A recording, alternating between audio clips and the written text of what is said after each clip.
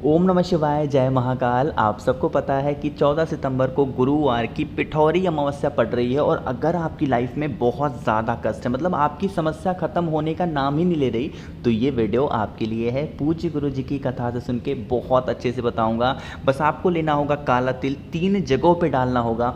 करके देखिएगा, आपके जीवन की जो भी समस्याएं होंगी वो ख़त्म होंगी।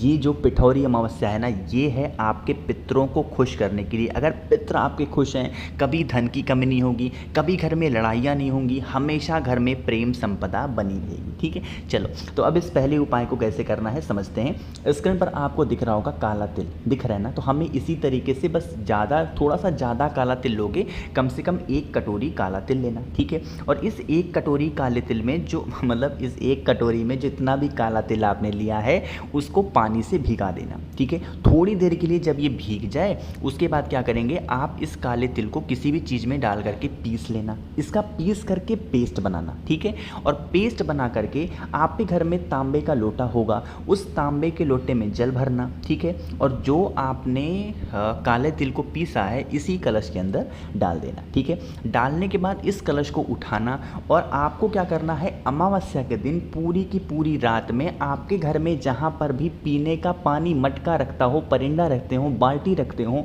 उसी के पास पितरों का स्मरण करते हुए उस कलश को, उस तांबे के लोटे को ढक करके रख देंगे। ठीक है, ढक करके रखना। उसके बाद पूरी रात रखा रहने दें। अगले दिन जब आप सुबह सो करके उठें 15 तारीख को, तो सबसे पहले एक घी का दिया, लंबी बत्ती का दीपक का जो मुख होगा वो दक्षिण दिशा की तरफ हो, है ना। पहले वो दीपक लगाना। जब वहाँ पे खड़े होना, हाथ जोड़ करके प्रार्थना करना, अपने पितरों से विनती करना कि हमारे घर में बहुत प्रॉब्लम होती है, हमारे घर में बहुत समस्याएं हैं, हमसे जो भी गलतियाँ हुई हों आप उनको माफ़ कर दें। इस तरीके से प्रार्थना करना। प्रार्थना करने के बाद जो कलश आपने आरओ के पास, मटके के पास, बाल्टी के पास रखा था उसको उठाना। ठीक है, और उठाने के बाद आपके पास में 3 ऑप्शन हैं। उन 3 ऑप्शन में से किसी भी एक जगह जा सकते हो। ठीक है, पहला ऑप्शन आपके पास में है कि आप पीपल पेड़ के नीचे जाओगे, सुबह 10 बजे से पहले उस कलश का जो जल होगा काले तिल वाला, वो पूरा का पूरा पितरों का स्मरण करते हुए समर्पित कर देना।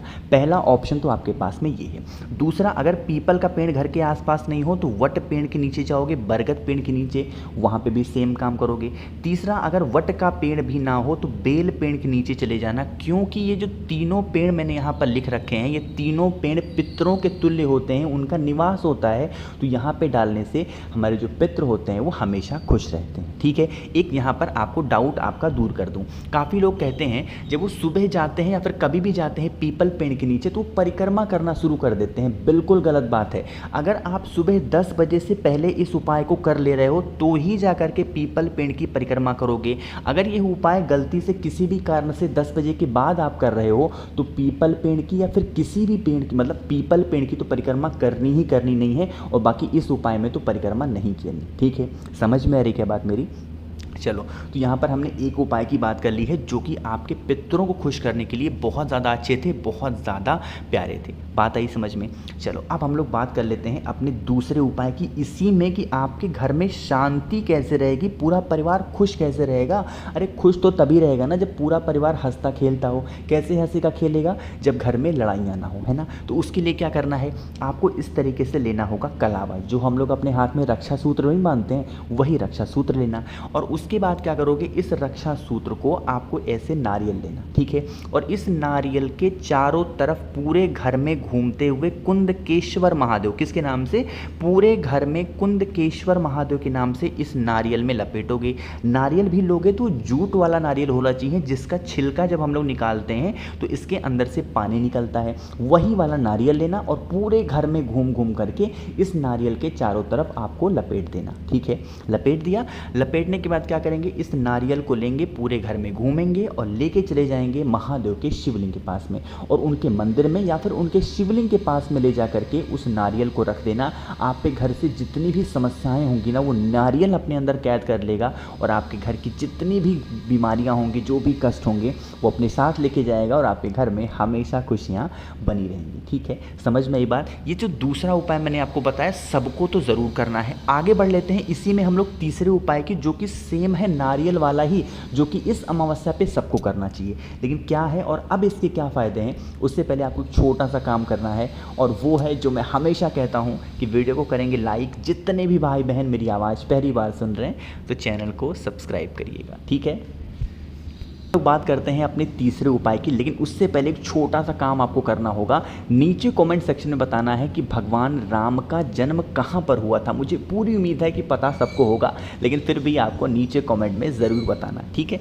चलो, स्क्रीन पर आपको दिख रहा होगा नारियल, हमें इसी तरीके से लेना है, और वो नारियल होना चाहिए सूखा नारियल। अभी मैंने जो उपाय बताया आपको उसमें पानी वाला नारियल लेना था, इस उपाय में सूखा नारियल लेना, और इस सूखे नारियल को इस तरीके से 2 हिस्से में आधा आधा काट लेना, ठीक है। आधा आधा काट लेना, फोड़ लेना, जो भी आपको इजी लगे, काट लिया।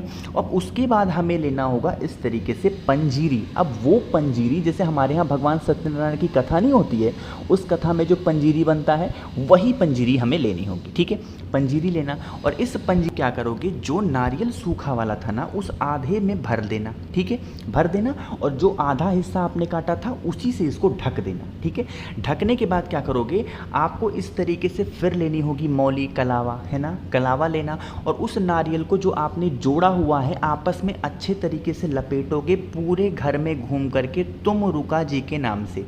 किसके नाम से, तुम रुका जी, या फिर तुम रुकेश्वर महादेव के नाम से पूरे घर में एक बार घूम लेना, है ना। घूम लिया, घूमने के बाद क्या करोगे, एक बात ध्यान रखना, किचन में ज़रूर जाना। पितरों का जो स्थान है जहाँ पर हम पीने का पानी, मटका, परिंदा रखते हैं वहाँ पर ही होता है, तो किचन में तो ज़रूर जाना, ठीक है, जाना। और उसके बाद क्या करेंगे, जो नारियल आपने लिया है सुबह 10 बजे से पहले, ठीक है, अमावस्या के दिन सुबह 10 बजे से पहले पीपल पेड़ के नीचे जाना, छोटा सा गड्ढा खोदना, और उसी गड्ढे में आपको क्या करना है, उस नारियल को दबा देना, ढक देना, ठीक है। और ढकने के बाद क्या करेंगे, इसी के ऊपर एक छोटा सा पत्थर रख देना, जिससे आपको याद रहे कि आपने अपना नारियल कहाँ पे दबाया है। अगले दिन, अमावस्या के अगले दिन आप क्या करेंगे, फिर 1 लोटा दूध लेकर के जाएंगे, और इसी पत्थर के ऊपर उस 1 लोटे दूध को समर्पित कर देंगे। आपके पितृ होंगे वो हमेशा खुश रहेंगे, कभी भी आपको परेशान नहीं करेंगे, और आपको पता है कि अगर आपके पितृ खुश हैं आपसे तो कभी भी आपको कोई भी दिक्कत नहीं आती है। समझ में आई क्या बात मेरी। चलो, तो यहाँ पर हमने 3 चीज़ों की बात कर ली है। आगे बढ़ लेते हैं इस वीडियो के सबसे आखिरी उपाय और सबसे अच्छे उपाय की, चौथे उपाय की। लेकिन ये जो चौथा उपाय है अब आपको तब बताऊंगा जब आप मुझे फॉलो करेंगे फेसबुक और इंस्टाग्राम पे, सेम आईडी से द नेचुरल प्लैनेट 108। वहाँ पर मैं आपसे बहुत सारी बातें किया करूँगा, चाहे तो मैसेज पे या फिर कॉल पे, ठीक है। चलो, और वहाँ पर आप मुझे देख भी सकते हैं, फ़ोटो भी लगा सकता हूँ कभी कभी, ठीक है। चलो, तो अब बात करते हैं चौथे उपाय की। स्क्रीन पर आपको दिख रहा है, यह है काला तिल, और ये उपाय भी पितृ दोष को दूर करने के लिए ही है, तो बहुत इजी है। आपको फिर इस तरीके से लेना होगा काला तिल, ठीक है। काले तिल को लेना और इसको थोड़ा सा भिगा लेना, और इसको फिर पीस लेना, सिलबट्टा हो, मिक्सी हो, पीस लेना, इसका पेस्ट बन जाएगा। और इसके पेस्ट को लेना, तांबे का लोटा लेना, और इसमें जल भर लेना अपने घर से, ठीक है। जल भर लिया और लेके चले जाना महादेव के शिवलिंग के पास में। सुबह जाना चाहो सुबह जाओ, शाम को जाना चाहो शाम को जाओ, ठीक है। और क्या करेंगे, उस जो पिसे हुए काले तिल का लेपन श्रम्भेश्वर महादेव, कौन से महादेव, श्रम्भेश्वर, जीवन के जितने भी कष्ट होते हैं दूर करने के लिए कौन से महादेव का नाम लेते हैं, श्रम्भेश्वर महादेव, उनके नाम से आपको क्या करना है, इस तरीके से अच्छे तरीके से लेपन करना। और उसके बाद फिर वही 1 लोटा शुद्ध जल तांबे के लोटे से श्री शिवाय नमस्तुभ्यम का ध्यान करते हुए समर्पित कर देना। इससे भी जो आपके पितृ होते हैं बहुत ज़्यादा खुश होते हैं। अमावस्या पे करके दिखेगा, जीवन की जितनी तकलीफ़ें होंगी वो दूर होंगी, और आपके परिवार में हमेशा खुशियाँ बनी रहेंगी, ठीक है। कोशिश की इस पूरी वीडियो में मैंने आप सभी को बहुत अच्छा समझाया है। वीडियो को शेयर ज़रूर किया करिए, और मैंने जो आपसे कहा है कि भगवान राम का जन्म कहाँ पे हुआ है उसकी बात भी नीचे कमेंट सेक्शन में ज़रूर मतलब लिखिएगा ज़रूर। तो कोशिश की अच्छा समझाने की। वीडियो पसंद आई हो तो लाइक करेंगे। जितने भी भाई बहन अचानक से चैनल पर आए हैं, मेरी आवाज़ पहली बार सुन रहे हैं, चैनल को सब्सक्राइब करेंगे, और हाँ, वीडियो को लाइक ज़रूर किया करिए। ओम नमः शिवाय, जय महाकाल।